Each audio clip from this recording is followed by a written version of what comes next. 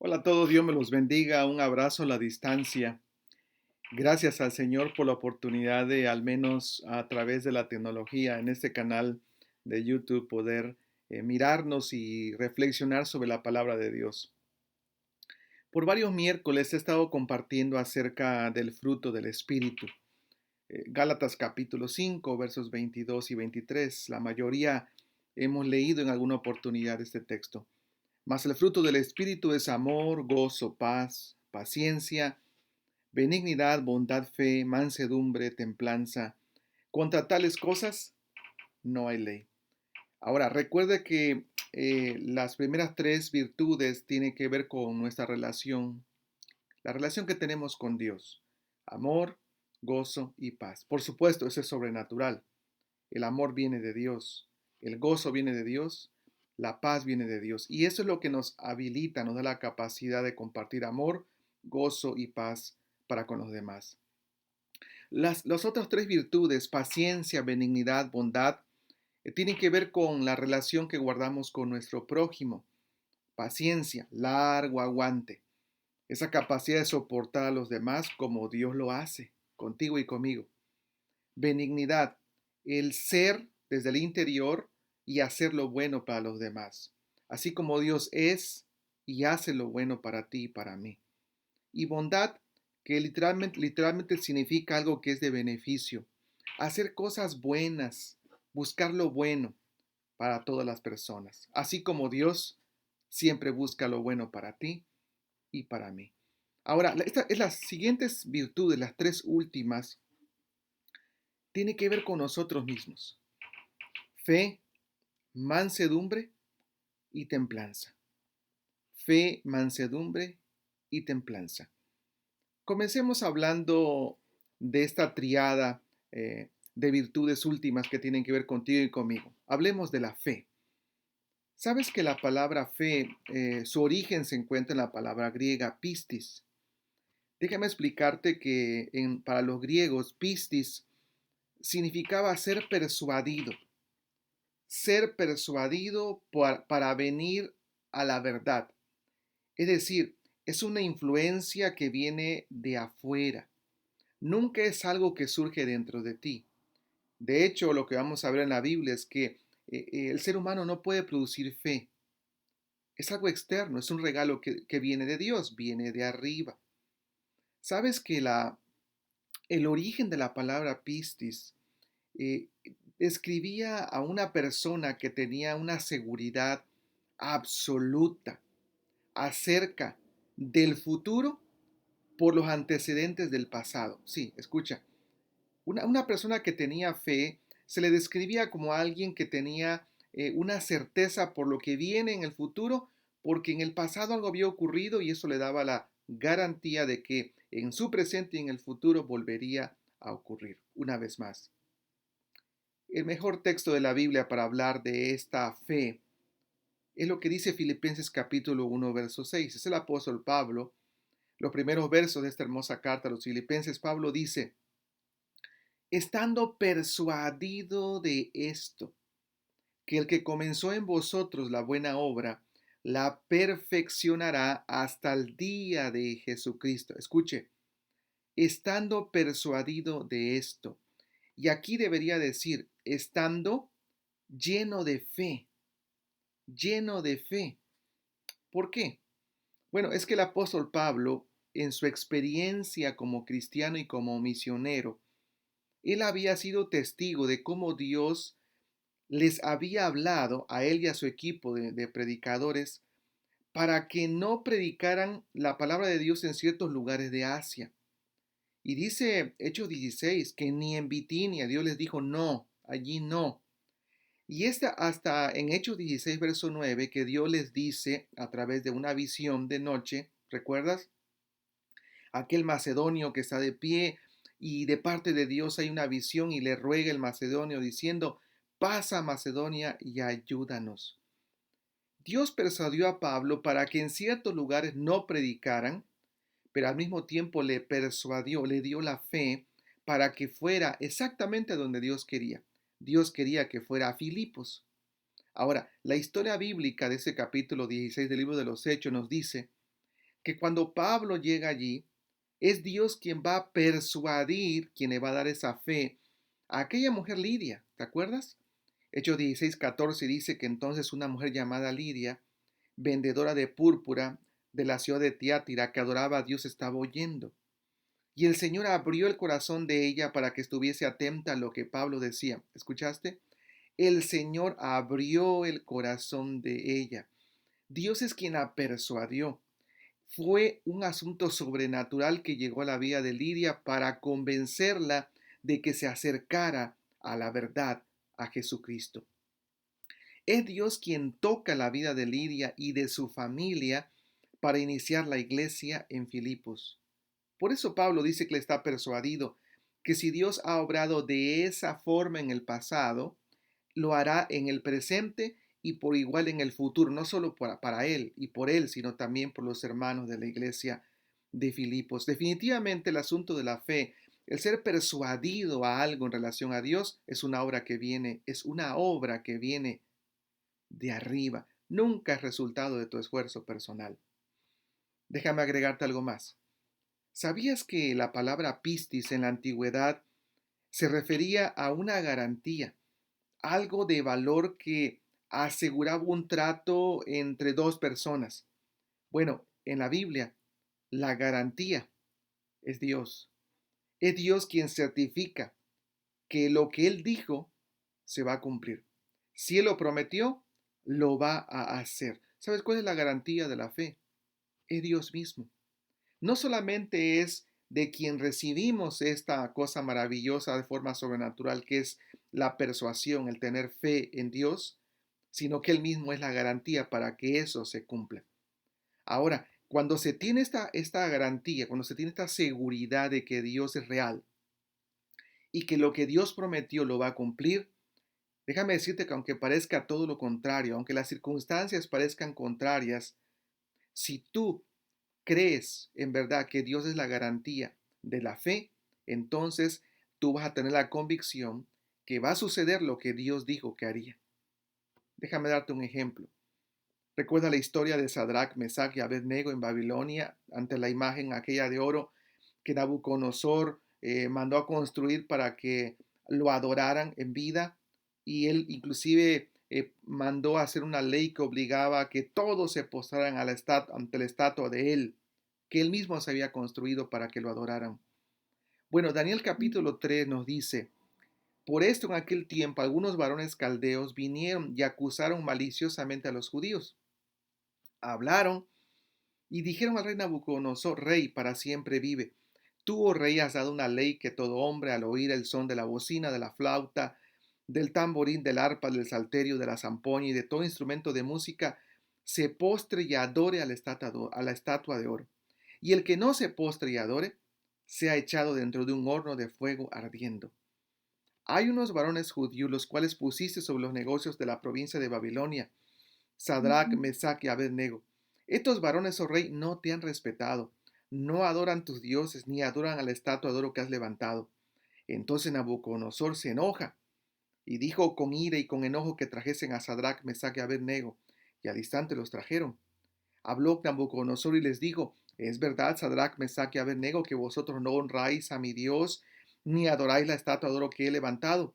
Ahora pues, ¿estáis dispuestos para que al oír el son de la bocina, de la flauta, del tamboril, del arpa, del salterio, de la zampoña y de todo instrumento de música, os postréis y adoréis la estatua que he hecho? Porque si no lo adoraréis en la misma hora, seréis echado en medio de un horno de fuego ardiendo. Y escuche esta amenaza de Nabucodonosor. ¿Y qué Dios será aquel que os libre de mis manos? Por supuesto, la respuesta de estos tres varones fue: no es necesario que te respondamos sobre este asunto. He aquí nuestro Dios a quien servimos puede librarnos del horno de fuego ardiendo, y de tu mano, oh rey, nos librará.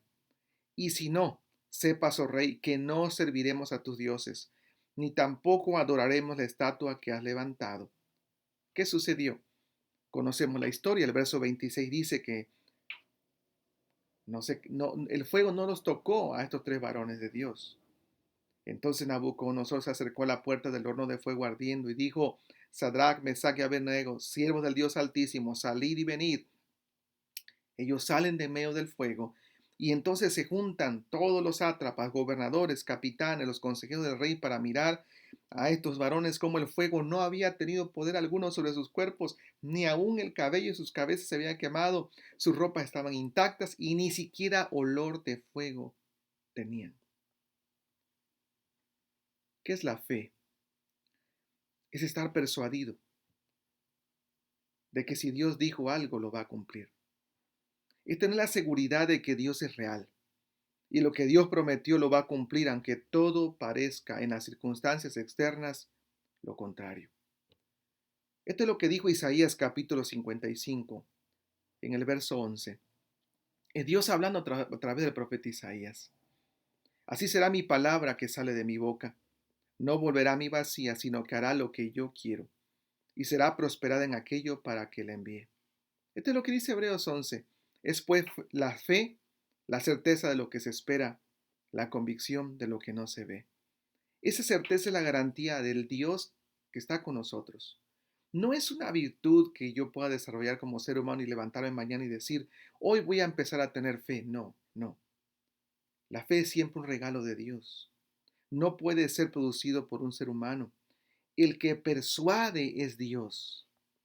A ti y a mí nos toca creer. La fe es un regalo de Dios.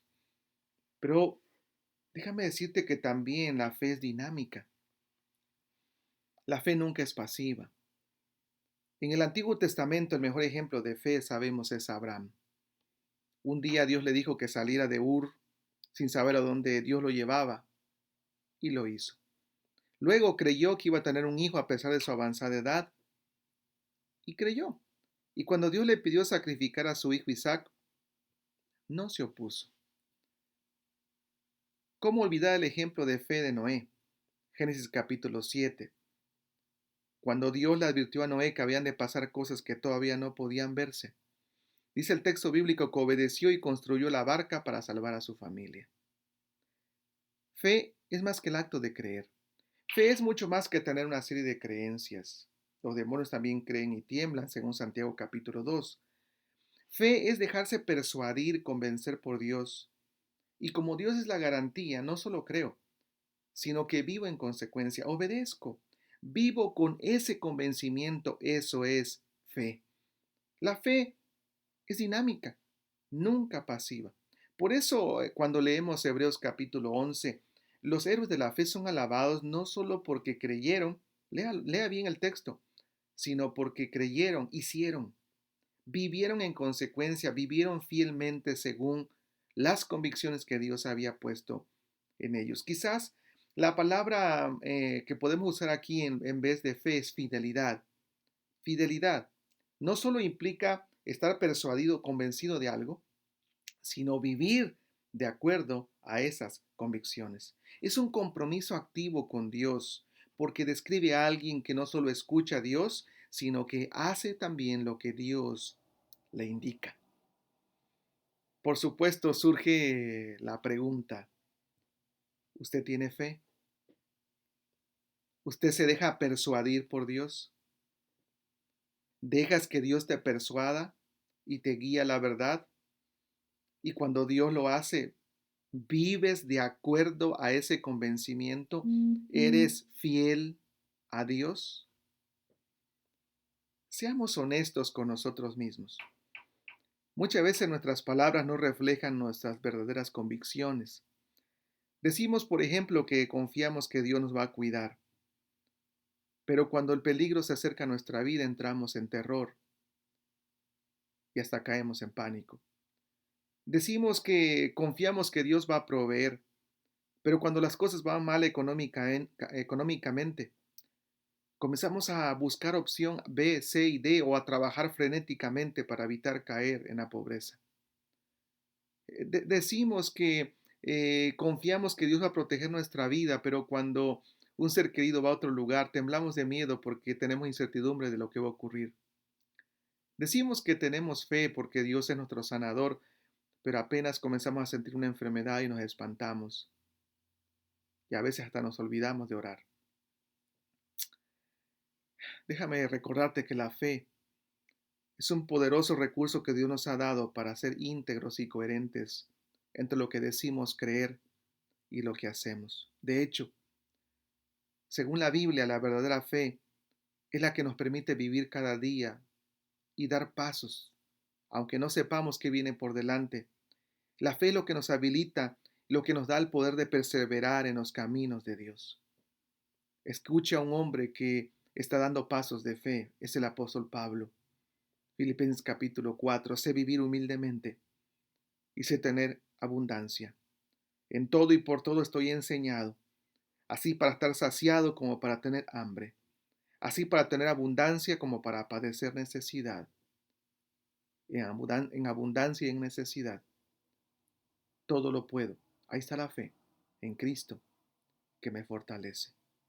Escuche a dos varones de fe dinámica perseverando. Hechos capítulo 16. Entonces la multitud se amotinó contra Pablo y Silas, y los magistrados mandaron que les arrancaran la ropa y los azotaran. Después de darles muchos golpes, los echaron en la cárcel y ordenaron al carcelero que los custodiara con la mayor seguridad. Al recibir tal orden, éste los metió en el calabozo interior y les sujetó los pies en el cepo. Y a eso de la medianoche, ¿qué están haciendo Pablo y Silas? Llorando, haciendo llamadas telefónicas para que los sacaran de la cárcel. No. Pablo y Silas se pusieron a orar y a cantar himnos a Dios. Y mientras tanto los otros presos los escuchaban. La fe es dinámica, nunca pasiva. Un hombre estaba sentado en su techo durante una inundación y el agua le llegaba a los pies. En poco tiempo alguien en una canoa pasó remando y le dijo, oiga señor, ¿lo puedo llevar a un lugar seguro, a un terreno más alto?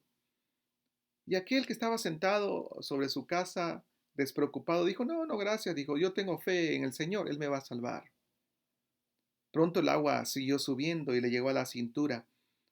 Y en eso aparece una lancha y se detuvo y le gritó quien iba adentro, ¿puedo llevarle a un lugar más seguro, a un terreno más alto?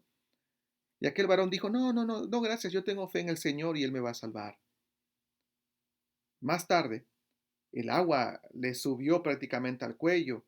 Estaba un poco desesperado, pero en eso aparece un helicóptero y casi se aterriza sobre el agua y quien iba dentro del helicóptero le gritó, oiga señor, súbase, lo puedo llevar a un lugar más alto para que esté seguro. Y aquel hombre dijo, no, no, no, no, no, gracias. El del helicóptero insistía, agarre la cuerda, vamos, súbase. Y aquel hombre dijo, no, no, tengo fe en el Señor, Él me va a salvar. Tiempo después, el agua siguió subiendo y aquel varón murió.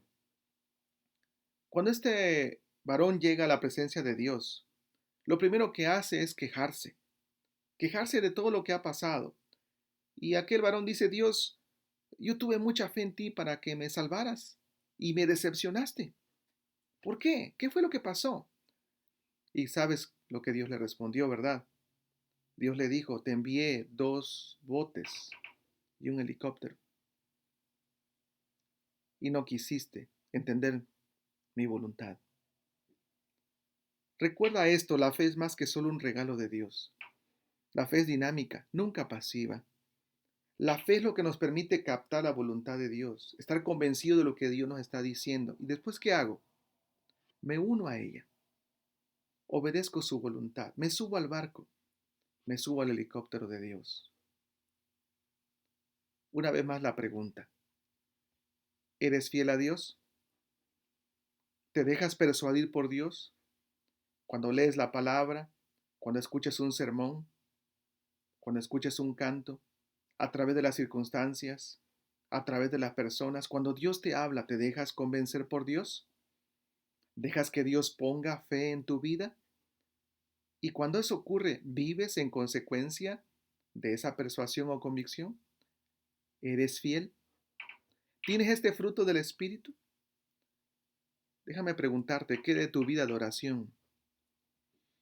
¿Estás siendo fiel cada día buscando a Dios?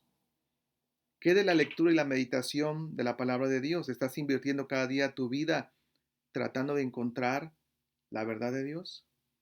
¿Qué de tu servicio al Señor? ¿Estás poniendo en servicio a Dios todos los talentos, recursos, dones que Él te ha dado? ¿En tus responsabilidades financieras estás diezmando con fidelidad? ¿Estás creyéndole a Dios que Él va a proveer? ¿En los pequeños detalles de la vida estás obedeciendo a Dios? ¿Eres fiel? ¿Eres fiel a lo que Dios te dice para que hagas y vivas? Dios nos permita caminar en fe. Dios nos permita caminar en fidelidad. Dios nos permita dejarnos convencer por la verdad de Dios. Y Dios nos permita obedecer y vivir de acuerdo a esas convicciones. Si es así, entonces estaremos teniendo el fruto del Espíritu. No se trata de los demás. Ese fruto tiene que ver contigo. Es tu fidelidad delante de Dios. El Señor nos ayude en el nombre de Jesús. Amén.